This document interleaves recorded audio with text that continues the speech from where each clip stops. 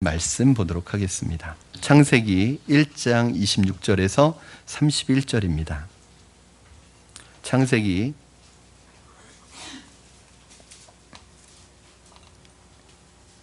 1장 26절에서 31절 저와 여러분 한 절씩 교독해서 읽으시고 마지막 31절은 합독해서 말씀 읽도록 하겠습니다. 창세기 1장 26절 제가 먼저 봉독하겠습니다.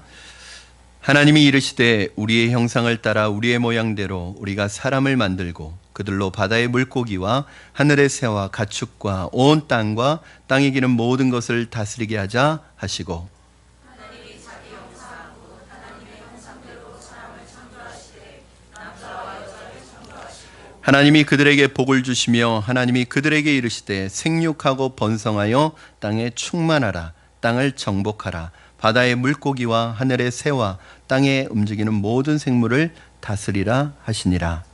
하나님이 이르시되 내가 온 시편에 심에는 모든 채소와 씨가 들매는 모든 나무를 너희에게 주니 너희의 먹을 거리가 되리라. 또 땅의 모든 짐승과 하늘의 모든 새와 생명이 있어 땅에 기는 모든 것에게는 내가 모든 푸른 풀을 먹을 거리로 주노라 하시니 그대로 되니라. 하나님이 지으신 그 모든 것을 보시니 보시기에 심히 좋았더라. 저녁이 되고 아침이 되니 이는 여섯째 날이니라. 아멘. 네, 광고를 하나 더 드리겠습니다. 이제 후반기 순편성이 새로 되었습니다. 큰 변화는 없고 이제 남자 순을 두 순으로 통합한 그것만 좀 달라졌고요. 순위 이동이 된 분들은 파란색 볼드 처리가 되어 있으니까 한번 순편성표를 참고하시면 좋겠습니다. 지난주와 같은 본문입니다. 같은 본문이지만 좀 다르게 포인트를 잡아봤습니다.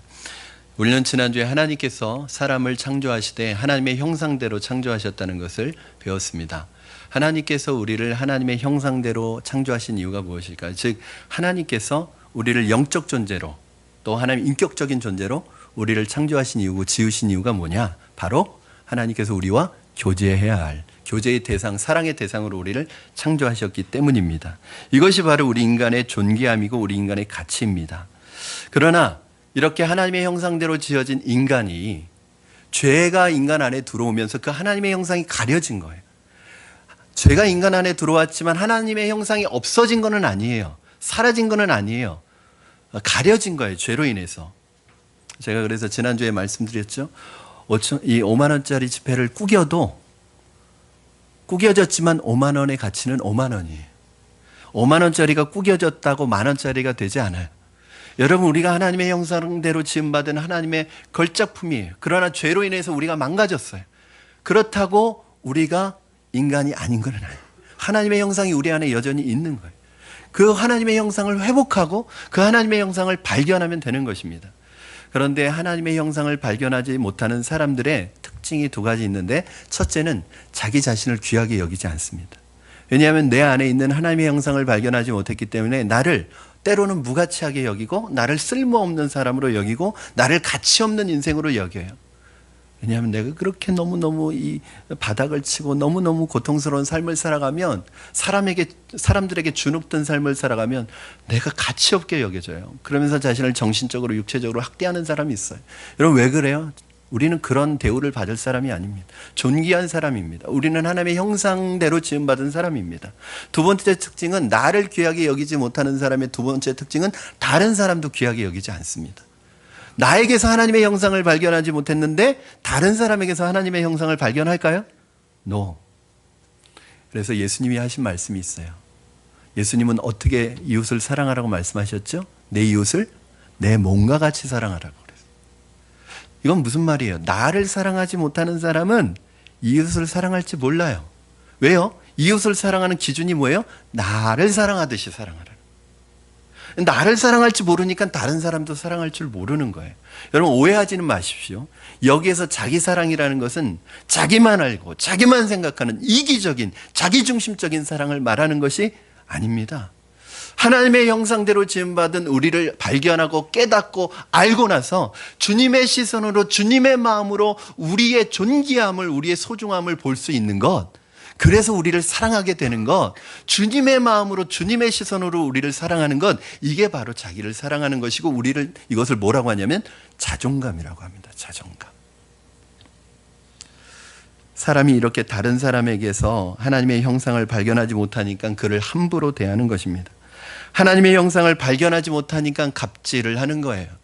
하나님의 형상을 발견하지 못하니까 노예처럼 취급하는 거예요. 여러분, 이 사람이, 상대방이 하나님의 형상대로 지음받은 존귀한 존재라는 것을 알면 돈 조금 있다고 무시하겠어요? 돈 있고 없고가 뭐가 중요해요? 내가 상대하는, 내가 만나는 이 사람은 하나님의 형상이 그 안에 있는 하나님께서 천하보다 귀하게 여기시는 존귀한 사람이라는 것을 알면 어떻게 우리가 함부로 대할 수 있겠어요? 사랑하는 여러분, 저는 우리 안에 이 하나님의 형상이 저와 여러분 안에서 회복되기를 주님의 이름으로 축원합니다. 이게 이제 우리가 지난주에 배웠던 내용입니다. 그런데 오늘 하나님께서는 우리를, 인간을 하나님의 형상대로 지으신 후에 두 가지 명령을 주셔요. 엄격하게 구분하면 하나는 축복이고 하나는 명령이에요. 그게 무엇이냐? 도대체 하나님이 우리를 하나님의 형상대로 지으신 다음에 우리에게 어떤 명령을 해주셨느냐? 자, 우리 한번 보겠습니다. 두 가지예요. 28절 말씀 같이 한번 읽겠습니다. 시작. 하나님이 그들에게 복을 주시며 하나님이 그들에게 이르시되 생육하고 번성하여 땅에 충만하라. 땅을 정복하라. 바다의 물고기와 하늘의 새와 땅에 움직이는 모든 생물을 다스리라 하시니라. 아멘. 첫 번째는 하나님께서 생육하고 번성하고 충만하라고 축복을 하셨습니다. 그러면 이 말씀을 언뜻 들으면 노아의 홍수 사건과 굉장히 모순이 되는, 맞지 않는 이야기 같아요. 예를 들어서 하나님이 생육하고 번성하고 땅에 충만하라고 말씀하셔놓고 인간들이 생육하고 번성해서 땅에 충만해지니까 그 충만해진 땅에 가득 찬 인간들을 하나님이 홍수로 다 멸망시키셨어요. 아니, 하나님께서 땅에 충만하게 번성해서 땅에 충만하라고 말씀하셔놓고 그 땅에 가득 찬 인간들을 한순간에 홍수로 멸망시키신다면 하나님의 말씀이 모순이 있는 거 아닌가? 그럼 왜 충만하라고 그러시고 왜 가득 차라고 하셨을까요? 여러분, 생육하고 번성하고 땅에 충만하라는 말의 의미는 하나님의 형상을 닮은 사람이 많아지는 것이 하나님의 뜻이라는 것이지 죄의 형상을 가진 사람들로 가득 차라는 뜻이 아닙니다. 오늘 말씀을 보면 생육하고 번성하여 땅에 충만하라, 이것만 딱 떼어놓고 생각할 것이 아니라 그 앞에 있는 구절과 연결될 구절이라는 것을 여러분 알게 돼요. 자, 우리 27절 말씀을 한번 보실 때 여러분 어떤 중요한 단어가 나오는지 보세요. 우리 27절 같이 읽겠습니다. 시작. 하나님이 자기 형상 곧 하나님의 형상대로 사람을 창조하시되 남자와 여자를 창조하시고, 그리고 28절에 뭐라고 말씀하세요? 하나님이 그들에게 복을 주시며 그들에게 이르시되 생육하고 번성하여 땅에 충만하라. 그러니까 생육하고 번성해서 땅에 충만한 것이 뭐하고 연결되어 있는 거예요? 하나님의 형상대로 지으시고 이르시되. 그러니까 하나님의 형상과 땅에 충만한 것이 연결되어 있는 거예요. 즉 하나님께서 생육하고 번성해서 땅에 충만하라는 것은 하나님의 형상을 닮은, 아름다운 하나님의 형상을 닮은 선하고 의로운 사랑으로 충만한 사람들로 이 세상이 가득 채워지기를 원하시는 것이지 죄의 형상으로 가득 찬 사람들로 땅이 가득 채워지기를 원하시는 말씀이 아니에요.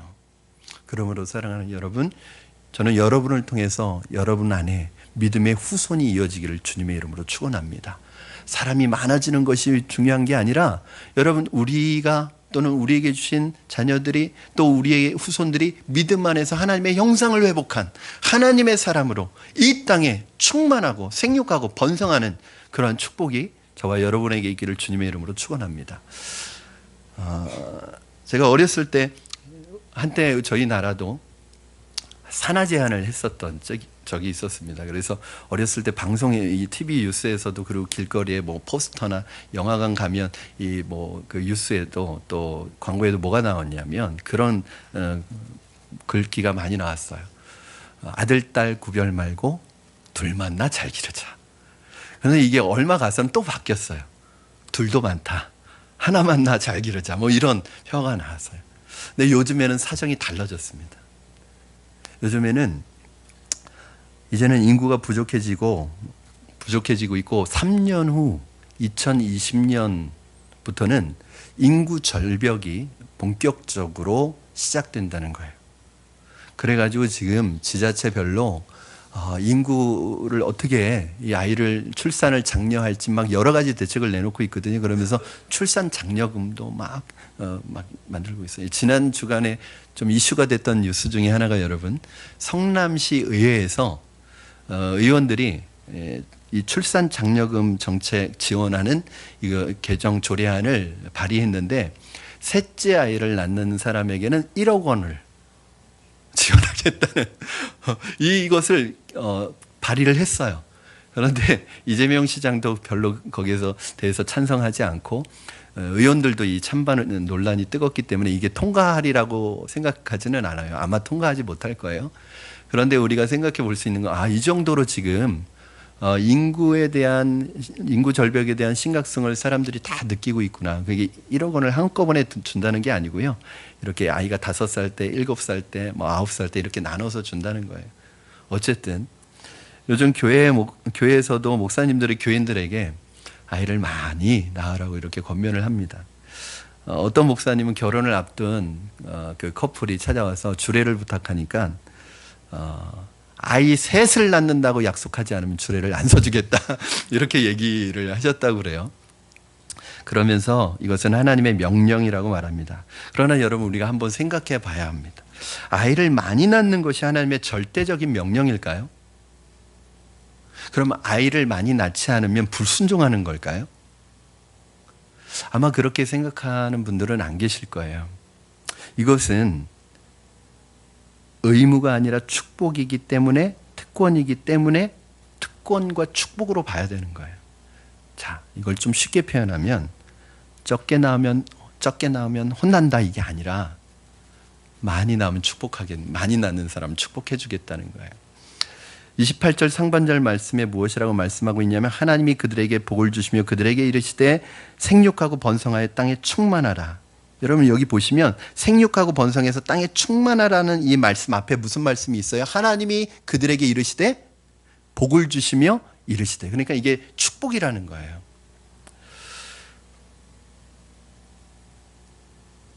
울며 겨자 먹기처럼 억지로 의무감으로 아이를 많이 낳으라는 뜻이 아니라 다른 걱정 때문에 다른 이유 때문에 이 번성의 말씀을 실천하지 못하는 사람들에게 하나님께서 축복해 주시겠다는 거예요.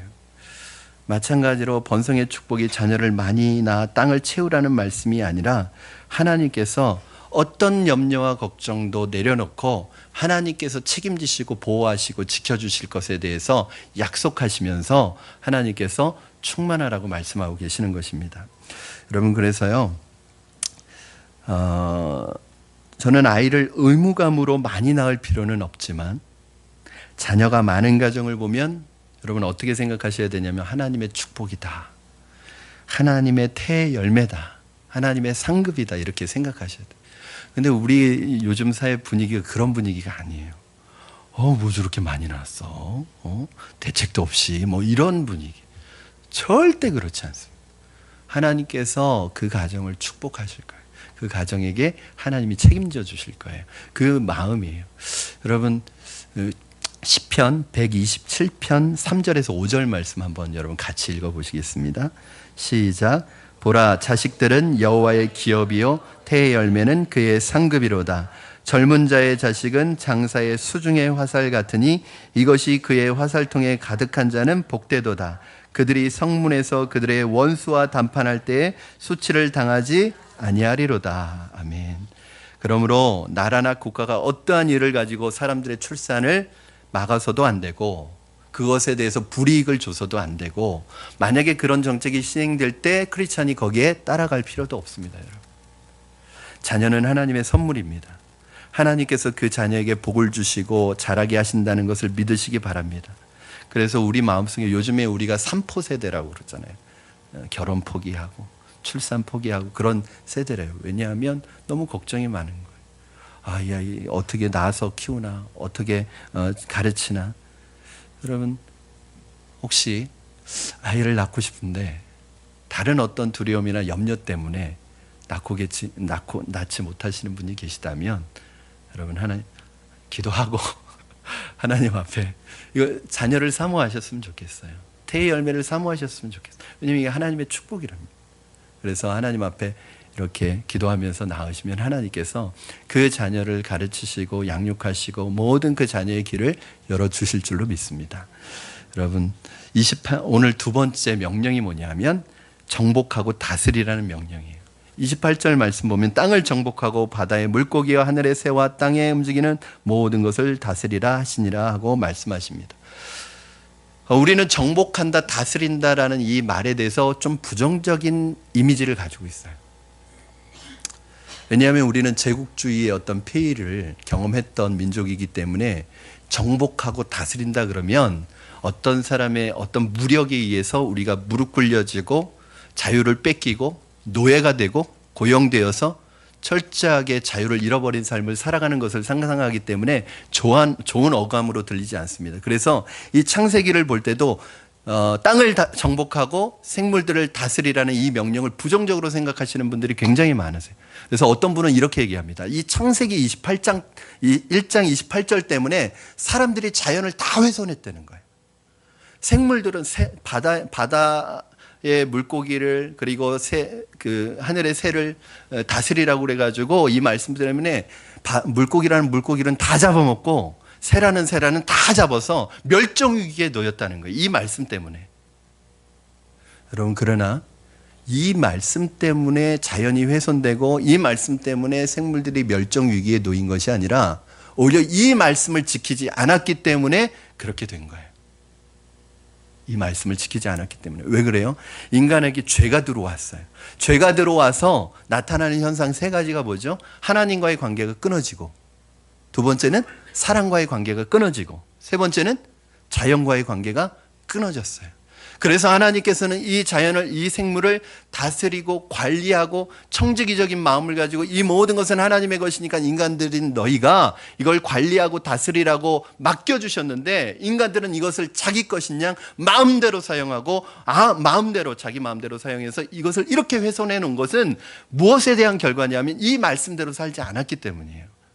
죄가 들어왔기 때문이에요. 그래서 오늘 이 정복하고 다스리라는 말은 굉장히 우리에게 중요한 명령인데 두 가지의 의미가 있습니다. 첫째는 청지기적인 사명을 우리에게 주신 거예요. 자, 여러분, 다스림은 통치의 행위입니다. 누가 통치하죠? 누가 통치하죠? 왕이 통치하죠. 최고 권력자가 통치하죠. 그러면 우리가 알고 있기로는, 우리 믿는 사람이 알고 있기로는 우리의 진정한 왕이시고 우리의 진정한 통치자는 누구이십니까? 하나님이시죠. 바로 하나님만이 진정한 왕이시고 진정한 통치자이십니다. 그런데 하나님이 직접 다스리고 통치하지 아니하시고 인간을 하나님의 형상대로 지으셔서 인간에게 다스리고 통치하라고 맡기셨어요. 이건 뭐예요? 이제 이 모든 것은 네 거니까 네가 마음대로 해라가 아니라 이건 모든 것은 하나님의 것이니까 이제 네가 잘 맡아서 관리하고 다스리고 잘 통치하라는 거예요. 이건 뭐냐면 내 것이 아니라 하나님의 것을 맡겨 놓으신 것입니다. 자, 그러므로 정복하고 다스리라는 말은 잘 관리하라는 거예요. 청지기처럼. 예를 들어서 이스라엘의 왕정 제도가 들어온 게 언제부터입니까, 여러분? 언제부터 왕이 생겼죠? 사무엘 시대부터 생겼어요. 그래서 사무엘은 이스라엘의 마지막 사사예요. 즉 이스라엘을 사사로서 통치한 것은 사무엘이 마지막이고 사무엘 시대의 제1대 왕인 사울 왕부터 왕이 생기기 시작했어요. 그런데 하나님께서 사울 왕을 왕으로 세우시면서 이스라엘의 왕은 다른 민족이나 다른 나라의 왕과는 특별히 구별되는 위치로 만드셨어요. 이스라엘의 왕은 절대 권력을 휘두르는 신적인 존재로서의 왕이 아니에요. 그 당시에 모든 나라들은 왕은 신이에요. 왕은 신적 존재예요. 그러나 이스라엘의 왕은 절대 권력을 가진 신적 존재가 아니라 진정한 이스라엘의 왕이신, 이스라엘의 백성의 왕이신 하나님의 대리 통치자예요. 즉 하나님께 이 왕직을 위임받아서 하나님의 백성인, 내 백성이 아니라 하나님의 백성인 이스라엘을 다스리고 관리하는 그런 중요한 직임을 맡은 사람이에요. 그래서 이스라엘 왕이 꼭 해야 되는 말씀이 있어요. 꼭 따라야 되는 말씀. 그게 이제 신명기 17장 18절 19절에 나옵니다. 여러분 잘 한번 보세요.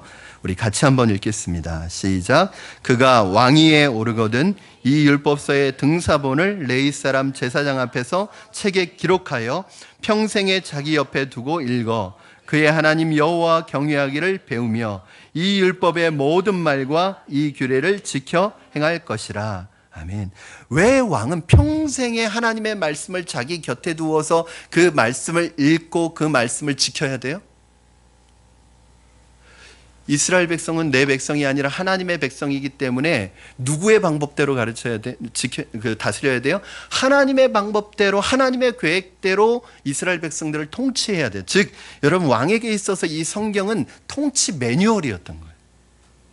그런데 만약에 왕들이 이 말씀에서 떠나기 시작하면 어떻게 돼요? 하나님의 방법대로, 하나님의 말씀대로 통치하는 게 아니라 자기 야망대로, 자기 욕심대로, 자기 생각대로 통치하는 거예요. 여러분, 사울 왕이 그렇게 해서 세움받았는데 어떻게 통치했어요? 자기 마음대로 통치합니다. 그리고 나중엔 자기 야망이 들어가서 욕심대로 통치하다가 하나님 앞에 폐위당합니다. 그러나 우리가 잘 알고 있는 다윗 왕은 평생에 그가 어떤 마음으로 해요? 이 백성은 하나님의 양들이고 하나님의 백성인데 하나님, 나와 내 집이 무엇이간데 이런 은혜를 베푸셔서 하나님의 양들, 하나님의 백성을 다스릴 수 있는, 맡아 기를 수 있는 특권을 허락하셨습니까? 이런 간증을 하잖아요. 찬양을 하잖아요. 그래서 하나님의 마음을 기쁘게 했던 거예요, 다윗이. 그런데 여러분, 다윗이 이 마음을 한순간 딱 잃어버렸던 때가 있어요. 언제죠? 밧세바를 뺏은 거예요. 남의 아내를. 그리고 그것이 들통날까 봐 그 남편을 죽였어요. 이때 하나님의 대리 통치자인 이스라엘 왕이 아니라 일반 다른 나라의 왕처럼 그 자기가 가지고 있는 왕의 권위를 가지고 절대 권력을 휘두른 거예요. 그러나 다윗은 그 자리에서 바로 돌아왔잖아요. 그리고 자기의 죄를 철저히 깨닫고 왕의 자리로 다시 돌아왔어요. 여러분, 이것이 통치의 진정한 의미입니다. 오늘 말씀이 정복하고 다스리라는 말씀은 청지기적인 사명을 회복하라는 거예요. 어떠한 자리도 내 자리가 아닙니다. 어떠한 위치도 나의 위치가 아닙니다. 내게 주신 모든 것은 다 하나님의 것을 내가 대신 받아서 맡아서 관리하고 다스리는 것임을 여러분 기억하시기 바랍니다. 지난주에 제가 신정사회복지관에 가서 설교를 하면서 그 설교를 했어요. 여러분 오실 때 뭐 가지고 오신 거 있으세요? 이 땅에 오실 때? 다 빨가벗고 태어났잖아요. 갈 때 뭐 가지고 가세요? 없어요. 여러분, 갈 때는 옷 한 벌은 가지고 가요. 수의는 입고 가요. 수의를 입어요. 그런데 수의가 이 옷인데 우리가 입는 옷하고 똑같아요. 그런데 수의에 없는 게 하나 있어요. 뭐죠? 주머니가 없어요. 수의에는. 여러분 잘 아시는 것처럼 알렉산더 왕, 그 세계를 제패했던 이 알렉산더 대왕이 죽을 때 유언을 남깁니다. 어떤 유언을 남기냐면 내 관 양쪽에 구멍을 뚫어서 내 손을 바깥에다 내놓게 해달라는 거예요. 그 천하를 호령했던 알렉산더 대왕도 갈 때는 아무것도 가지고 가지 못한다는 거예요. 여러분 생각해 보세요. 빈손으로 왔다가 빈손으로 가요. 그럼 지금 여러분이 걸치고 있는 것, 여러분이 가지고 있는 것, 여러분이 누리고 있는 것 다 누구 거예요? 여러분 게 아니에요. 하나님 거예요. 이것을 기억하는, 이게 청지기적인 의식이에요. 여러분, 부모라는 위치도 마찬가지 아닙니까? 자녀는 내 소유가 아닙니다. 내가 주인이 아닙니다. 하나님의 아들이고 하나님의 딸을 이 땅에 사는 동안 잠깐 하나님께서 우리에게 맡기셔서 이 하나님의 딸들, 하나님의 아들들을 양육하고 키우는 책임을 우리에게 맡겨주셨어요. 그래서 부모로서 가장 중요한 사명은 뭐예요? 하나님께서 이 아이에게 계획을 가지고 계셔요. 하나님께서 그 계획을 이루시기 위해서 사명을 주셨어요. 그 사명을 위해서 재능을 주셨어요. 그 재능을 하나님께서 주시고 그 아이에게 그것을 통해서 영광 돌리는 삶을 살아가게 하셨어요. 부모는 무엇이 사명이냐면 그 하나님께서 주신 그 계획과 사명과 그 재능을 발견해서 그대로 살아갈 수 있도록 도와주는 역할이 부모의 역할이에요. 절대 내 못다 이룬 꿈을 이루는, 내 못다 이룬 꿈을 대신 이루는 도구가 아니란 말이에요. 여러분, 그렇다면 이 자녀들이 하나님의 자녀고 하나님의 아들, 딸들이라면 이 하나님의 아들, 딸들을 양육하고 키울 때 가장 중요한 핵심 원리가 뭘까요? 양육의 핵심이 뭘까요? 하나님께 물어보셔야죠. 하나님, 이 아이를 어떻게 키울까요? 하나님, 이 아이를 어떻게 양육해야 할까요?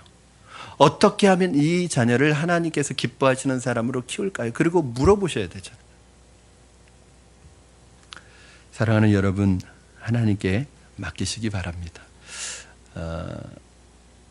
자녀에 대한 이 청지기적인 사명을 잃어버릴 때 자녀도 부모도 진정한 행복을 누리지 못합니다.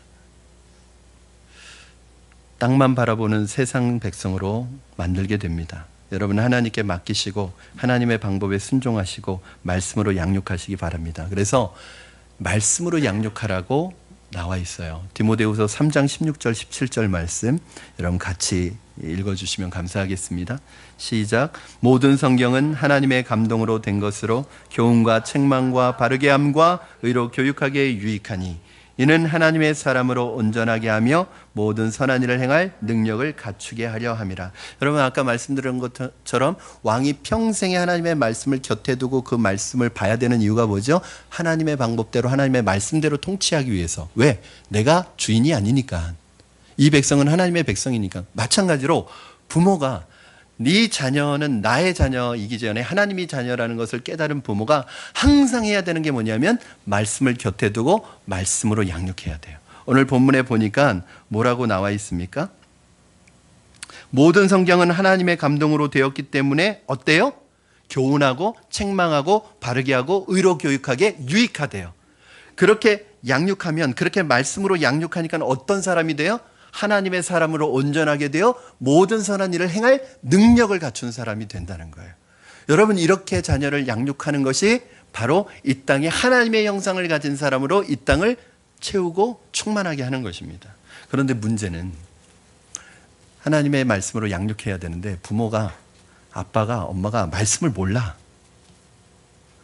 말씀으로 양육해야 되는데 말씀을 모르니까 자꾸 내 생각으로 양육하고 내 욕심으로 양육하고 내 방법으로 자꾸 가는 거예요. 그래서 결론은 이번에 성경 공부 꼭 하셔야 된다는 거예요. 자꾸 하나님의 말씀을 배우셔야 돼요. 자꾸 하나님의 말씀을 배우셔야 돼요. 왜? 여러분, 하나님의 말씀 배우지 않으면요, 내가 믿어도요, 살아가는 방법은 꼭 세상 사람의 방법으로 살아갑니다. 저는 그래서 교회 오래 다닌 거 안 믿어요. 교회 10년, 20년, 30년 다녀도 말씀을 통해서 훈련되지 않으면 교인은 될 수 있지만 제자는 될 수 없어요. 우리 성도님들에게 제가 계속 부담을 드리는 이유는 이게 제 일이에요. 제가 이 말 안 하면 직무유기예요. 이 말 하고 여러분이 하든지 안 하든지는 여러분 책임이고 저는 이 얘기를 해야 돼요. 여러분, 목사도 마찬가지 아닙니까? 목사가 교회에서 왕노릇하면 안 됩니다. 목회자가 성도들을 다스리고 지배하면 안 돼요. 군림하면 안 돼요. 왜 그렇죠? 성도들은 누구의 양이에요? 제 양이에요? 아니에요. 하나님의 양이에요. 그러면 저는 누구예요? 목회자는 누구예요? 하나님의 종이에요, 종. 예수님께서 베드로에게 질문하십니다. 베드로야 그러지 않으셨죠? 요한의 아들 시몬아, 네가 나를 사랑하느냐? 내가 주님을 사랑하는 줄 주님께서 아십니다. 그랬더니 주님이 뭐라 그러시죠? 내 양을 먹여라. 두 번째는 뭐라 그러시죠? 내 양을 치라. 세 번째는 뭐라 그러시죠? 내 양을 먹여라. 여러분, 누구의 양이라고 말씀하세요? 내 양이, 주님의 양이라는 거예요. 여러분, 목회자에게, 베드로와 같은 목회자에게 있어서 사명은 뭐예요? 이 양이 내 양이 아니라 주님의 양이라는 의식을 갖는 것과 또 하나는 이 양을 먹이고 치는 일이에요. 먹이는 건 뭐예요? 양육이에요. 여러분, 말씀으로 양육하는 게 목회자의 사명이에요. 또 하나는 뭐예요? 치는 거예요. 치는 거라니까 어떤 목사님 자꾸 말씀으로 쳐. 그렇게 치는 게 아니라, 그런 치라는 게 아니라, 이 치는 건 케어하는 거예요. 돌보는 거예요. 목양하는 거예요. 이리때로부터, 악한 것으로부터 잃어버리지 않도록 지켜주는 거예요. 이게 목양. 그러니까 목회자는 양육과 이 목양을 하는 사람이에요. 여러분, 늘 제가 말씀드리지만 목회자 한 사람을 위해서 여러분 모두가 존재하는 게 아니라 여러분을 위해서 제가 존재하는 거예요. 만약에 여러분들이 계시지 않는다면 제가 무슨 의미가 있겠어요? 제가 있는 게. 저는 여러분 때문에 있는 거예요. 그러므로 여러분, 교회의 주체와 교회 사역의 주체는 누구예요? 예, 물론 예수님입니다. 예수님이 교회의 머리십니다. 그러나 사역의 주체는 목회자가 아니라 바로 여러분이셔요. 여러분, 그래서 교회에 손님 되지 마세요.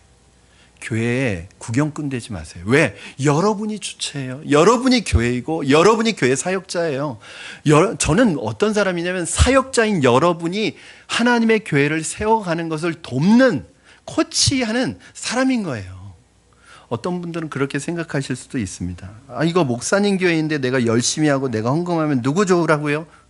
우리 교인들 중에는 그렇게 생각하시는 분들은 한 분도 안 계시겠지만 혹시라도 그런 생각이 있다면 그런 생각하지 마시기 바랍니다.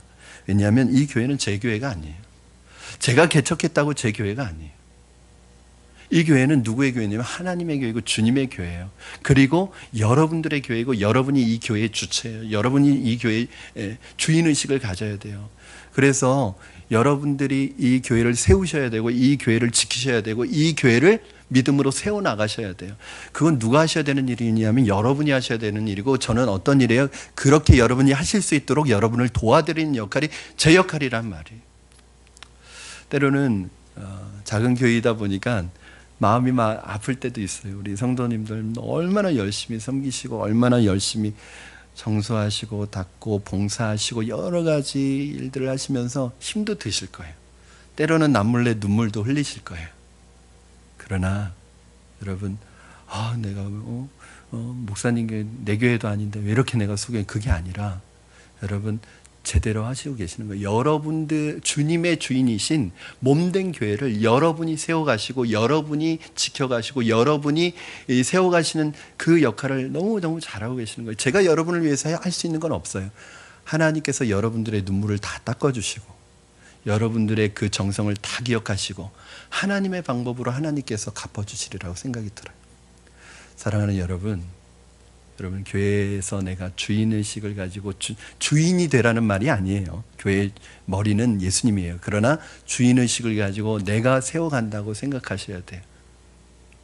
여러분, 그것이 무엇이냐면 청지기적인 의식을 갖는 것이고, 저는 여러분에 대해서 어떻게 하는 것이 청지기 의식을 갖는 거예요? 제가 이 교회의 주인이라고 생각하면 안 되는 거예요. 저는 거의 20년 가까이를 부교역자로 지내다가 개척을 했어요. 그래서 아직도 저는 담임 목사라는 호칭이 되게 어색해요. 늘 부목사라는 생각이 들어요. 지금도 저는 제가 결심한 것이 있습니다. 개척할 때, 하나님, 절대 제 책상 앞에는 명패 놓지 않겠습니다. 당회장 누구누구 목사, 누구누구 담임 목사, 이 명패 안 놓겠습니다. 왜냐하면 제 마음속에는 예수님이 저희 교회 담임 목사라고 생각해요. 저는 그 담임 목사님이신 예수님의 뜻을 받들어서 교회를 섬기는 평생 부목사예요. 그렇다고 여러분 부목사님이라고 부르시지는 마세요. 여러분, 그 의식을 갖는 것, 위치, 어떤 신분, 어떤 위치, 어떤 소유에 있어서도 그것이 내 것이라고 생각하지 않고 하나님의 청직이라는 의식을 가지고 살아가시기를 주님의 이름으로 축원합니다. 정복하고 다스린다는 것에 있어서 또 하나의 중요한 의미가 있어요. 오늘 여러분 이것을 좀 잘 귀 기울여 들으셨으면 좋겠어요. 무슨 뜻이냐면, 다스린다는 의미는 지배받지 말라는 뜻이에요. 예수님께서 이 땅에 오셔서 그 어떤 것에도 예수님 지배받지 않으셨습니다. 지배당하지 않으셨습니다. 성난 물결과 파도도 예수님을 지배하지 못했습니다. 가난도, 고통도, 외로움도 예수님을 굴복시키지 못했습니다. 그 어떤 돈과 명예도 예수님을 무릎 꿇리지 못했습니다. 심지어는 사망의 공포마저도 예수님을 이기지 못했습니다. 예수님은 그 어떤 자연 환경과 어떤 것에도 지배받지 않으셨습니다. 이게 바로 다스리는 거예요. 사랑하는 여러분, 우리 성도들은, 믿는 사람들은 다스린다는 게 무엇이에요? 자연이나 환경이나 나를 둘러싸고 있는 그 어떤 것으로부터도 지배받지 않는 것입니다. 여러분, 돈에, 세상의 명예에 내 신앙 양심을 팔지 마시기 바랍니다. 돈에 지배당하지 마세요. 세상의 인기와 세상의 좋은 것들과 쾌락들에 지배받지 마세요. 시간의 상황과 환경에 지배당하지 마세요. 여러분, 시간은 우리가 다스려야 되는 거지 우리가 시간의 다스림을 받으면 안 돼요. 그러니까 어떤 분들은 늘 바빠요. 그냥 일주일 정신없이 살았는데 내가 뭐 하며 살았는지 몰라요. 그냥 열심히 산 것 같은데 일주일 지나고 나면 허무해요. 왜? 내가 시간을 다스린 게 아니라 시간에 쫓겨다니면서 시간의 노예가 된 거예요. 여러분, 물질은 우리가 다스려야 되는 거지 물질의 지배를 받으면 안 되잖아요. 그럼 물질의 노예가 되는 거잖아요. 물질 하나 쓰는 것도 막 손이 벌벌 떨려요. 여러분, 다스려야 합니다. 하나님의 백성에게 다스린다는 것은 그 어떤 것에도 굴복당하지 않는 이 당당한 자존감을 갖는 거예요. 여러분, 자존감과 자존심의 차이가 뭡니까? 나쁜 자존심을 얘기하는 거예요. 여러분, 나쁜 자존심은요, 없으면서도 있는 것처럼 하는 것. 가난한 사람이 부자처럼 행세하며 돈을 뿌리고 다니는 것입니다. 그래서 나쁜 자존심은 그걸 유지하려면 경비가 많이 들어가요. 다른 사람에게 업신여김 받지 않으려고 아주 비싼 것만 먹습니다. 카드를 긁어서 옷을 살 때도 아주 비싼 옷만 삽니다. 왜냐하면 꿀리면 안 되니까.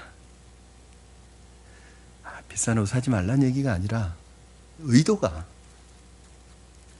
가난하게 사는 것이 여러분 부끄러운 일인가요? 일부러 가난해질 수는 없을까요? 그런데 자존심 때문에 부자처럼 행세하려고 하면 결국 나중에 무리가 오게 되어 있습니다. 나중에는 감당하지 못하는 상황까지 내몰리게 되어 있습니다. 물론 부자라고 해서 펑펑 써도 된다는 말씀은 아니에요. 여러분, 그건 청지기 의식이 없는 거예요. 내 지갑에 있는 돈이라고 내 돈이라고 착각하는 거예요. 성경에서 말하는 자존감은 어떤 열등감에 비롯된 자존심이 아닙니다. 그것은 자신의 가치를 깨닫고 알고 하나님 말씀 외에는 그 어떤 것에도 무릎 꿇지 않는 당당함을 말하는 거예요. 가난도 질병도 그 어떤 사람도 외로움도 그 비난도 이 사람을 굴복시킬 수 없는 그 당당한 자신감. 하나님 안에서 내가 얼마나 존귀한 가치를 가진 인간인가를 발견해낼 때 우리는 지배받지 않을 수 있어요. 여러분, 돈에 지배받지 마시기 바랍니다. 세상 명예와 인기에 지배받지 마시기 바랍니다. 여러분, 시간과 환경과 상황에 지배받지 마시고 텔레비전에 지배받지 마시기 바랍니다. 게임에 지배받지 마시기 바랍니다. 세상의 문화에 지배받지 마시기를 주님의 이름으로 축원합니다. 오히려 주님께서 주신 영적 권위를 가지고 세상에 속한 모든 것을 다스리고 정복하시는 여러분 되기를 주님의 이름으로 축원합니다. 자, 이제 모든 창조가 마쳐졌습니다. 하나님께서 여섯째 날 모든 창조를 마치시고 무엇이라고 평가하셨습니까? 31절 우리 같이 읽겠습니다. 시작. 하나님이 지으신 그 모든 것을 보시니 보시기에 심히 좋았더라. 저녁이 되고 아침이 되니 이는 여섯째 날이니라. 아멘. 하나님께서 창조를 이루시고 뭐라고 평가하셨어요? 하나님이 보시기에 심히 좋았더라. 여러분, 여섯째 날을 마치신 후에는 뭐라고 말씀하시냐면 하나님이 보시기에 심히 좋았더라. Very good 그렇게 하셨다는 거예요. Very good. 여러분, 첫째 날부터 여섯째 날 동물까지는 뭐라고 하셨어요? 하나님이 보시기에 좋았더라. good 그러셨어요. 여러분, 한번 보세요. 1장 4절 한번 이렇게 눈으로 따라와 보세요. 1장 4절 보니까 하나님이 보시기에 좋았더라 그렇게 말씀하고 있죠. 1장 10절 마지막 부분에 하나님이 보시기에 좋았더라. 1장 12절 마지막 부분에 하나님이 보시기에 좋았더라. 1장 18절 마지막 부분에 하나님이 보시기에 좋았더라. 1장 21절 마지막 부분에 하나님이 보시기에 좋았더라. 1장 25절 여섯째 날 동물을 창조하시고 하나님이 보시기에 좋았더라. 자, 그러나 31절은 하나님이 지으신 그 모든 것을 보시니 보시기에 심히 좋았더라. 그럼 왜일까요? 왜 첫째 날부터 다섯째 날, 여섯째 날 동물들 만드실 때까지는 굿 그러셨는데 왜 인간을 창조하시고 나서는 very good 그러셨을까요? 여섯째 날은 특별한 날이에요. 왜요? 왜 특별하죠? 바로 여러분 때문입니다. 여러분을 창조하시고 하나님이 너무너무 좋으셨다. 하나님을 닮은, 하나님의 형상을 닮은 인간을 보시면서 너무 행복하신 거예요. 그리고 이 인간들이 하나님의 복을 받고 이 사명을 가지고 그 사명과 축복을 누리며 살아가는 그 모습을 상상하니까 하나님이 너무너무 좋으셨던 거예요.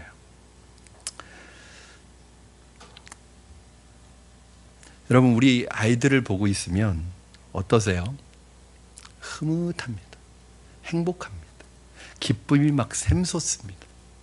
제가 아이들을 보고 이렇게 있으면 제 아내가 옆에서 그럽니다.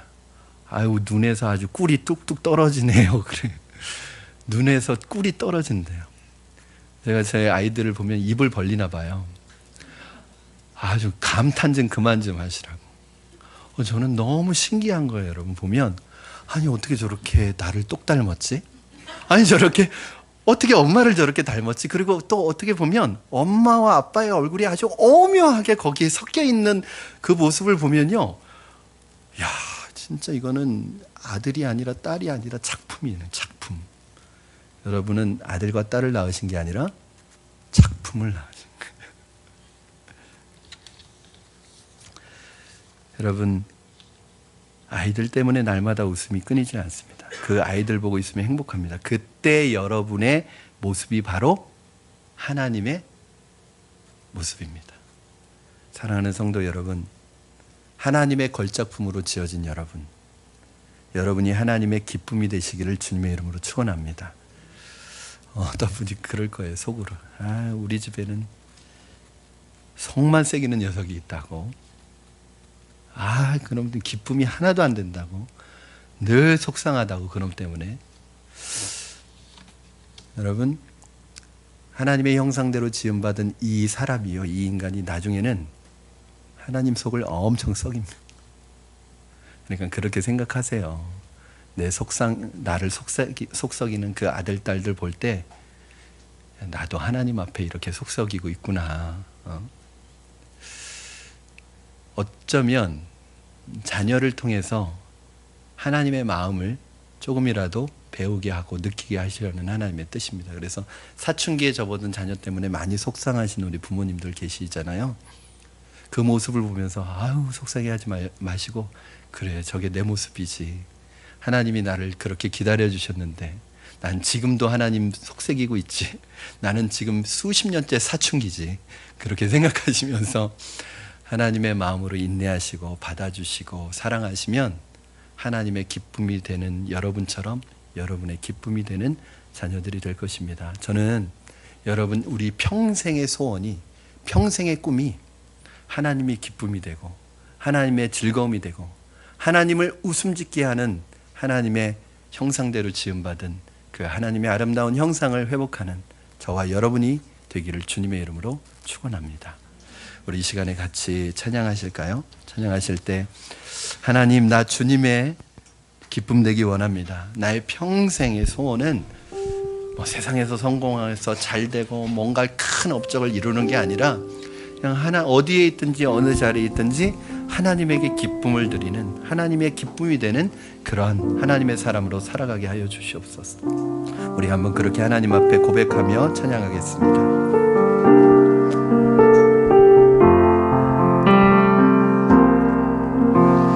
나 주님의 기쁨 되기 원하네. 내 마음을 새롭게 하소서. 새 부대가 되게 하여 주사.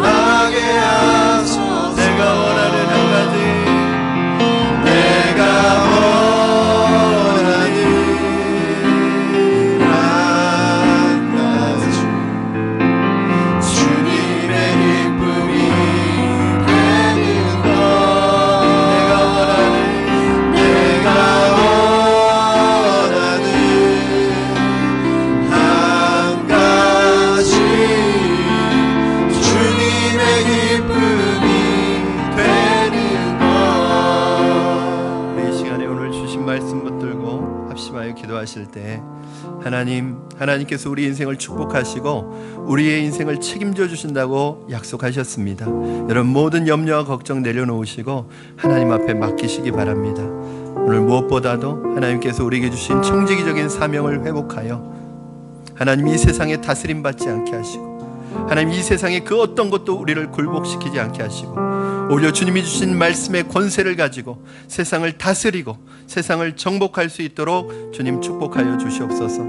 일평생 우리의 소원이 주님의 기쁨이 되며 주님의 즐거움이 되며 주님을 미소짓게 하는 사람 되게 하여 주시옵소서.